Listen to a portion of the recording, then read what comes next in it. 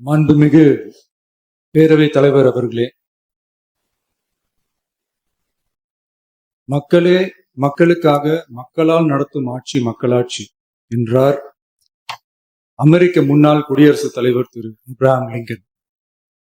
இன்றைக்கு அமைந்துள்ள மக்களாட்சி மலர்வதற்கு மக்களிடம் உள்ள பெரும் எதிர்பார்ப்பு, அவர்களுடைய எதிர்பார்ப்புகளை இப்பேரவையின் கவனத்திற்கு கொண்டு வந்து அதனை செயல்படுத்துவதற்கான திட்டங்களை, சட்டங்களை அமல்படுத்த வேண்டிய பொறுப்பு இப்பேரவைக்கு உள்ளது.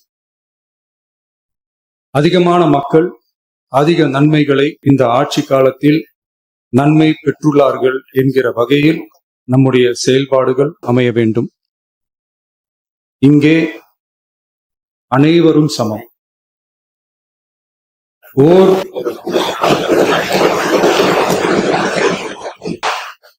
ஓர் உறுப்பினரை கொண்ட கட்சிகள் இங்கே இடம் பெற்றிருந்தாலும் அவர்களுடைய கருத்துகளுக்கும் அதிக எண்ணிக்கை பெற்ற தமிழக வெற்றிக் கழக உறுப்பினர்கள் தெரிவிக்கும் கருத்துகளுக்கும் சமமாகவே மதிப்பளிக்கப்பட்டு, நல்லவை ஏற்கப்பட்டு,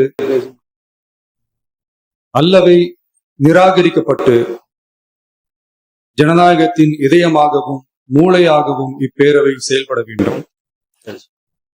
அதற்குரிய வகையில் பெருமை வாய்ந்த வரலாற்று சிறப்பு கொண்ட இப்பேரவையை நடத்தி செல்லும் பண்பை பெற்றுள்ளவரையே தமிழக வெற்றிக் கழகம் முன்மொழிந்து தாங்கள் இன்றைக்கு இந்த ஆசனத்தில் அமர்ந்துள்ளீர்கள். மாண்புமிகு பேரவைத் தலைவர் அவர்களே, தாங்கள் பேரவைத் தலைவராக ஒருமனதாக தேர்ந்தெடுக்கப்பட்டுள்ளீர்கள்.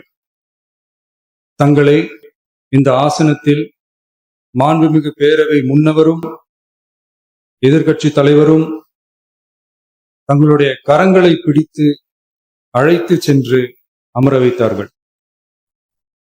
இந்த சம்பிரதாயம் எப்படி வந்தது என்று சொன்னால் சுவாரஸ்யமாக இருக்கும். பெரிய வரலாறு சம்பவத்தில் உள்ளது. இங்கிலாந்து நாட்டில் உள்ள பாராளுமன்ற நடைமுறைகளை போன்றதே நம்முடைய பாராளுமன்ற நடைமுறைகளும்.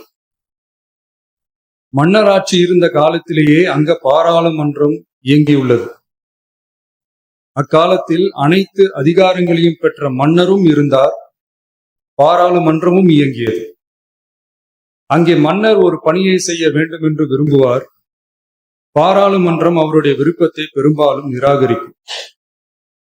மன்னர் விரும்பிய காரியத்தை பாராளுமன்றம் நிராகரித்து விட்டது என்கிற செய்தியை மன்னருக்கு சொல்ல வேண்டியவர் பாராளுமன்ற தலைவர், ஸ்பீக்கர் என்பார்.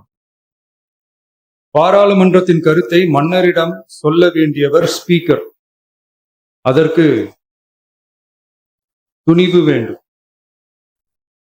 சில பணிகளை செய்வதற்கு தான் பாராளுமன்றத்தின் அனுமதி வேண்டுமே தவிர அந்த ராஜ்யத்தில் உள்ள எந்த பிரஜைக்கும் மரண தண்டனை விதிக்கும் அதிகாரம் மன்னருக்கு உண்டு.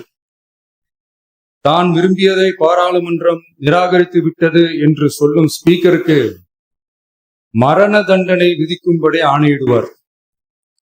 தலையை வெட்டி விடுங்கள் என்று ஆணையிடுவார்கள். இது பலமுறை நடந்ததால் யாருமே இந்த ஸ்பீக்கர் பதவிக்கு வர விரும்ப மாட்டார்கள். எனவே புதிதாக பாராளுமன்றம் அமையும் போது ஸ்பீக்கர் பதவிக்கு ஒருவர் அறிவிக்கப்பட்டவுடன் அவர் உடனே தலை தப்பித்தால் போதும் என்று ஓட்டம் பிடிப்பார்.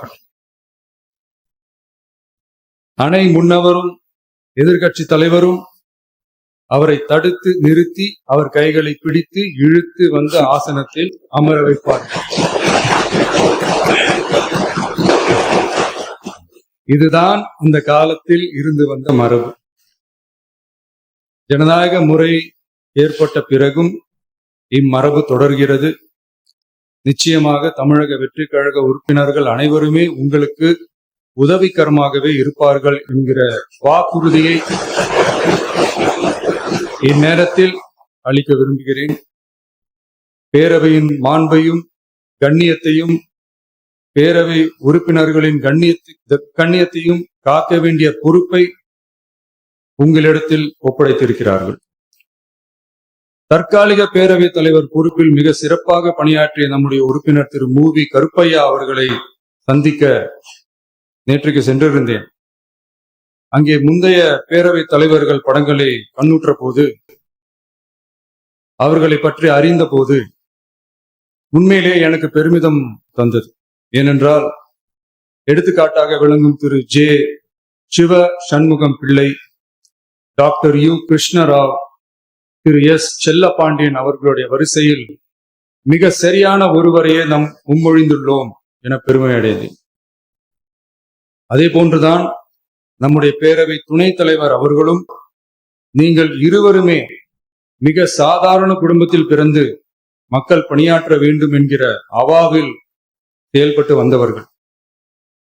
குணம் நாடி குற்றமும் நாடி அவற்றுள் மிகை நாடி மிக்க கொளல் எனும் வள்ளுவரின் வாய்மொழிக்கேற்ப சட்டமன்ற நடவடிக்கைகள் சீராக, செம்மையாக, அமைதியாக நடைபெறும் வகையிலும் சட்டமன்ற ஜனநாயக பண்புகள், நெறிமுறைகள் பேணி பாதுகாக்கப்படும் வகையிலும் இந்த அவைக்கு பேரவை தலைவரும் பேரவை துணைத் தலைவரும் பெருமை சேர்ப்பீர்கள் எனும் நம்பிக்கை எனக்கு உண்டு. அரசியலுக்கு அப்பாற்பட்டு மனிதர்களை மதிக்கும் நல்ல பண்புகள் நிலைநாட்டப்பட வேண்டும். தமிழ் பண்பாடு போற்றப்பட வேண்டும். அவையின் மரபும் மாட்சிமையும் மதிப்பும் காக்கப்பட வேண்டும் என்ற நல்லெண்ணத்தின் அடிப்படையில் அந்த பதவி ஏற்றுள்ள தங்கள் இருவராலும் காப்பாற்றப்படும் என்னும் நம்பிக்கையை மீண்டும் தெரிவித்து என் உரையை நிறைவு செய்கிறேன். நன்றி, வணக்கம்.